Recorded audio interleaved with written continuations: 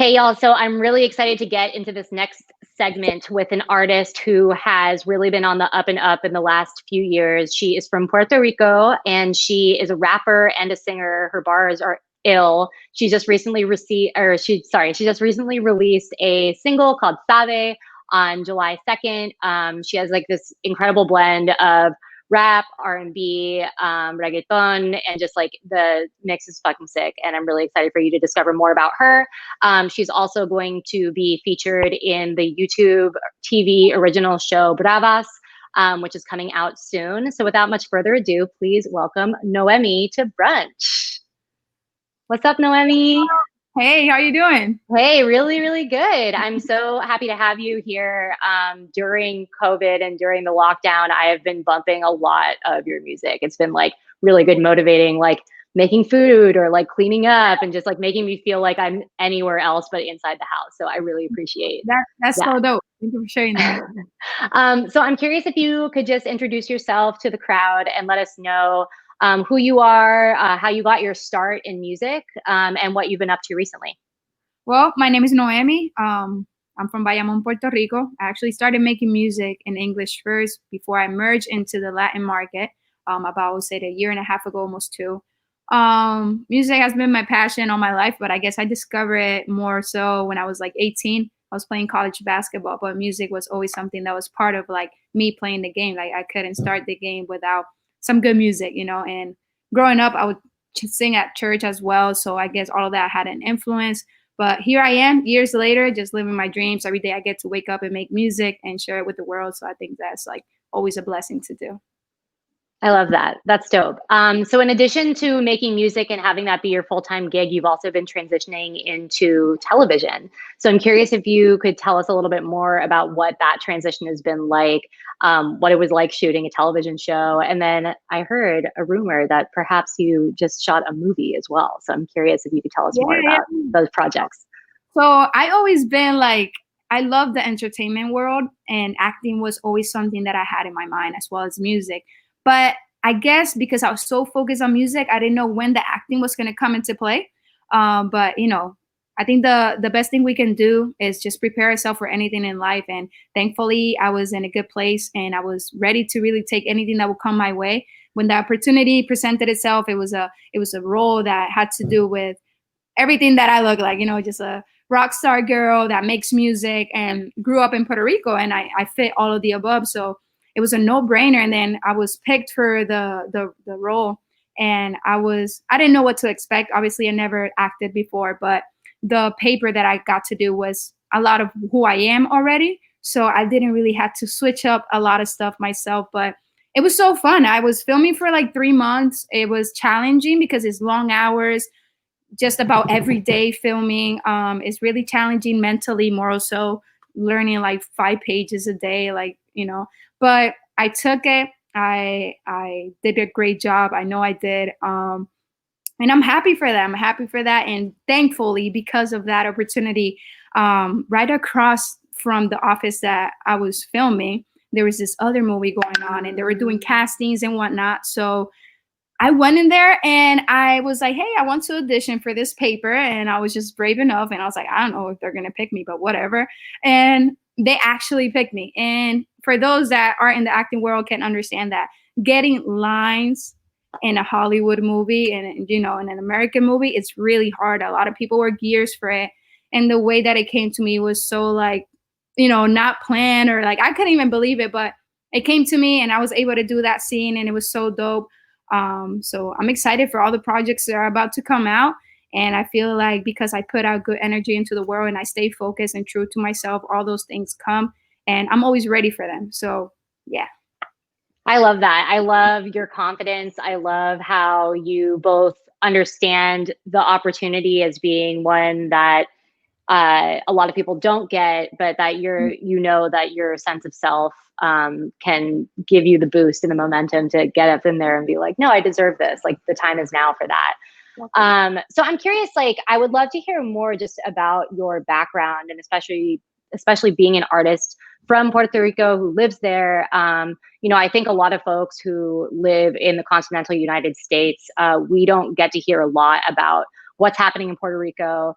really about the culture and the community there, except for when disaster strikes or when, you know, something bad is happening, especially in the national conversation, which is really a pity because there's such incredible art and culture and I mean, Puerto Rico is incredible. So I'm curious if you could tell us a bit more, especially for folks like us who are just stuck here on this big slab of land who don't know very much about Puerto Rico. What would you want to share?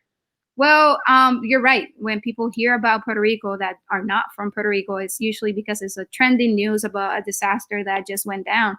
But I feel like that also happens a lot of places in the world. And I feel like we should focus more on the positive things of all these countries and the culture and what they have to offer, you know. And for Puerto Rico, I think what makes me so proud about being Puerto Rican is that no matter the disaster, it doesn't matter like what the island goes through, they don't depend on the government. They only depend on each other. They're like one big family. I mean, you can go from one side to the island to the other in like 3 hours. So it's a really small island.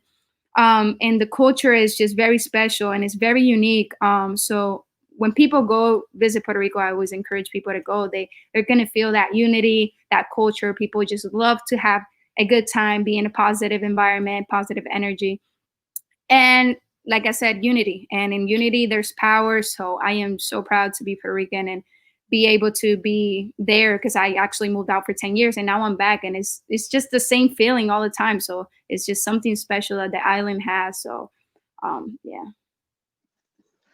Awesome. So I'm curious, Nohemy, what is it like for you? You know, you're a woman, you have hella confidence, you have hella talent, and you're operating within, you know, the world of hip hop, the music industry, where female perspectives, you know, you have to really fight to be heard, fight to be seen, fight to be respected.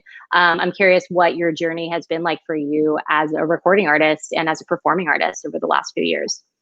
Well, it's been challenging or so at first, but I feel like in time, I think what's dope about it is that I've been able to really just focus on having fun and enjoying what I do, and more so not trying to compete, not trying to be better than anybody, but just trying to be the best version of myself and let it.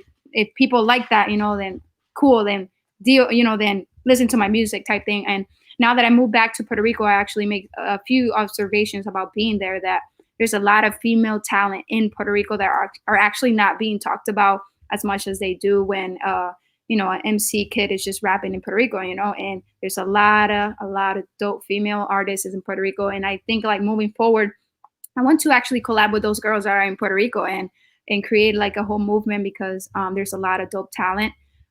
So I want to be part of that change in the industry. And I feel like the way to do it is just collabing and not just that, like I said, it's just putting aside the pride and really just enjoy what we do, which is making music, sharing it with the world. And at the same time, using our platform to do more than just music, you know, than to just, you know, talk about things like why we're here today, you know, talk about Census, talk about a lot of stuff that needs attention in the world. So I want to be a part of like change and I want to do it through my music as well. So Puerto Rico, there's a lot of dope female artists. Don't sleep on it. I want to collab with them. So. I love that. It's all about collaborating. And also what you were talking about too is like building platforms for social causes and your desire to make change. So we're really thankful that you're down to come along, represent for Uprisers, and also be a part of this conversation. So I'm curious, like, what do you know about the census? Have you taken the census? Have you heard anything about the census? Like, what's your awareness of it? So I'll be honest, the first time that I actually heard about census, I went on my Facebook login and then like at the top, it was like, register census, like, and I was like, what is this? Like, is this like to vote or something? Like, I was like, I don't even know. And so at this point, I still don't know. I kind of like ignored it because I didn't think it was important. Right. So I don't know if you can tell me, you know, I'm more than welcome to educate myself as well. No, I love it. And thanks for your willingness to learn and to be down. I think for me, what I've learned about the census that I've found is so important is that it only happens once every 10 years, but it determines the next 10 years of funding. So what they say is that around $1.5 trillion of federal funding is determined by the results of the census. And the census basically is just making sure that everybody who lives within the United States, including the US citizens who live in Puerto Rico, and actually anybody who's living in Puerto Rico, because it's not just about citizenship, it's about anybody who's residing in the United States, period. So everybody needs to be counted so that there's an accurate understanding of the demographics that live in the United States, so that federal funding and money and programs can be allocated and distributed appropriately. So that's anywhere from like the types of grants that are available for college students, like Pell Grants, that's free lunches or reduced lunch programs in schools. That's schools, period, and how school districts are cut up and how much funding goes to each school. And I can only imagine, like in Puerto Rico, where, I think in general, the federal government has done a really terrible job about allocating funds. Like, I think that you said it really well earlier in that, like, you don't, like, Puerto Rican folks don't often rely on the federal government to live and to survive and to thrive. However, y'all have rights as United States residents and citizens, and should be counted, should receive the funding that is allocated for you. And the best way to do that and make sure that everybody is represented and everybody counts is by taking the US Census. So a couple things to know, like, it's based on where you live and your address for the most part. Obviously, people who are experiencing homelessness or transitory housing can still be counted, but like, only one person from each household needs to take the census in order for it to be counted. So like, say if you're living with your folks, or you have friends that are living with their parents or living with their grandparents or whatever, that person can take the census and count everybody's to make sure that everybody's counted. It's also available online, but I know also in Puerto Rico, there's kind of a digital divide, and not everybody has internet, and accessing internet is kind of difficult. You can access the my2020census.gov website on your mobile as well and take the census that way. I think a lot of people, I was reading up on Puerto Rico, but apparently a lot of folks didn't get the information in the mail just due to how disrupted everything is right now. But you don't have to have gotten a letter from the US Census in order to go online to my2020census.gov, fill it out, and make sure that you're represented. Do we need like any special like documentation or anything to fill it out? It's like really simple, is it? Yeah, so it's like takes 10 minutes to do. I was just on the website today. If you don't, they usually are supposed to mail you a code that's like your personal code so that they know what your address is. But if you don't have that, that's fine. It doesn't impede you from taking the census. And you can also take the census in Spanish. There's that option as well. So you can check that out for sure. So I think that what is really important to remember is that it's like, it's on us to take it, but it's also on us to spread the word to folks that might not know what it is, might not know what it's for.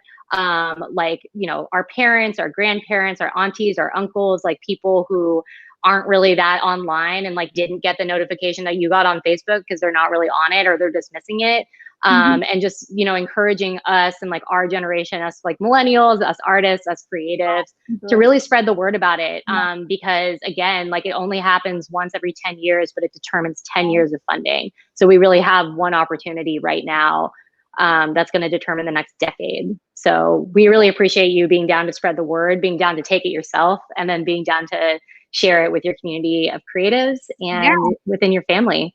Send me the link, so I'll post it on my swipe up and have people, do it. That's crazy. I didn't know it was like 10 years. Like, that's crazy. I know, and so much money. It's like wild. And like Nohemy, thank you so much for your time. And then I also want to announce that you're actually going to be joining us for our finale of our campaign, Uprisers Live at Home, on Wednesday, August 26th.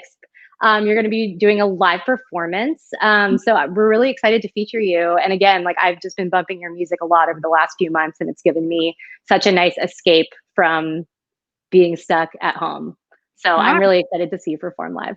And thank you for the opportunity. I mean, it's tough for us artists. We can't get out there on stage, but, platforms like this allows us to still do what we love. So we just got to adjust to it and keep going. Amazing. Awesome. Nohemy, you're the best. Thank you so much for being on. Thank you. Bye. Bye.